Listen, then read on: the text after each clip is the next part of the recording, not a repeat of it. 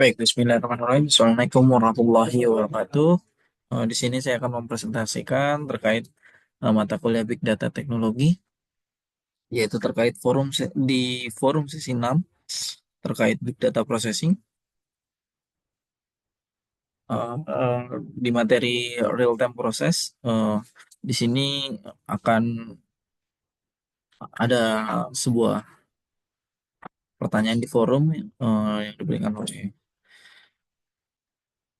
dosen. Lalu pertanyaannya itu terkait dalam real time proses apa saja hal yang perlu diperhatikan untuk implementasi dalam framework apa yang dan apa framework apa yang cocok digunakan baik untuk data struktur, semi struktur dan unstruktur. Lalu juga berikan contoh diagram alur pada contoh studi kasus. eh, ada tiga pilihan. Saya memilih smart system aquaponik. Nah, aspek yang perlu diperhatikan dalam implementasi pemrosesan secara real time yaitu ada tujuh. Yang pertama yaitu jenis data dan format yang ingin digunakan.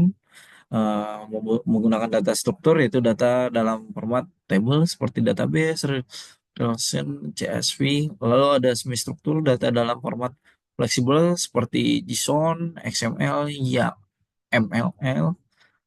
Lalu ada data tidak struktur, teks bebas, gambar, suara, video, log system. Lalu yang kedua itu ada low latensi atau keterlambatan rendah.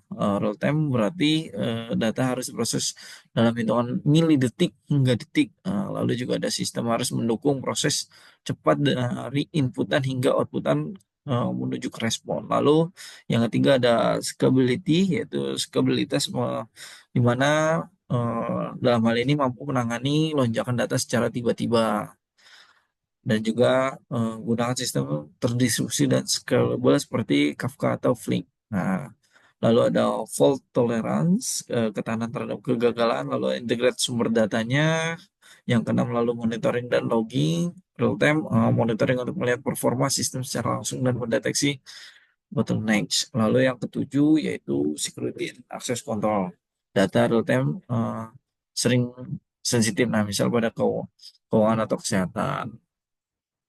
Lalu framework yang cocok untuk perolehan secara real time itu ada dari tiga data yaitu struktur, semi struktur dan tidak struktur. Nah, struktur itu framework yang tool yang cocok digunakan itu ada Apache Kafka, Apache Flink, Apache Spark SQL. Keterangannya ini sangat efisien untuk data table dari database sensor atau CSV. Lalu semi struktur itu ada frameworknya yaitu terkait Apache Navy, Kafka plus Spark struktur streaming.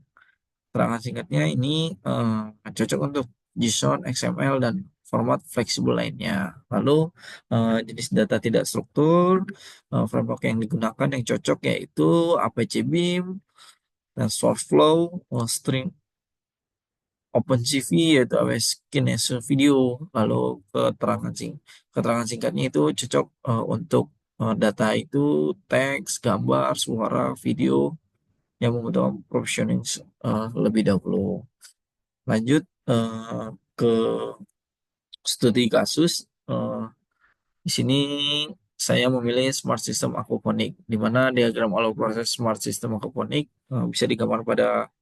Di sini saya menggunakan Kafka.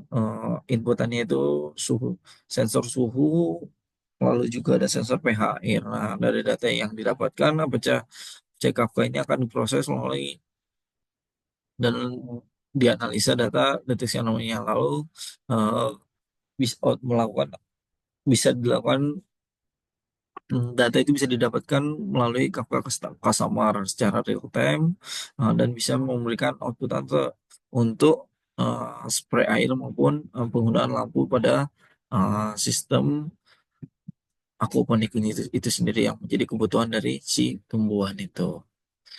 Mungkin itu saja dari saya. Kurang lebihnya mohon maaf. Wabillahi taufiq wal hidayah. Wassalamualaikum warahmatullahi wabarakatuh.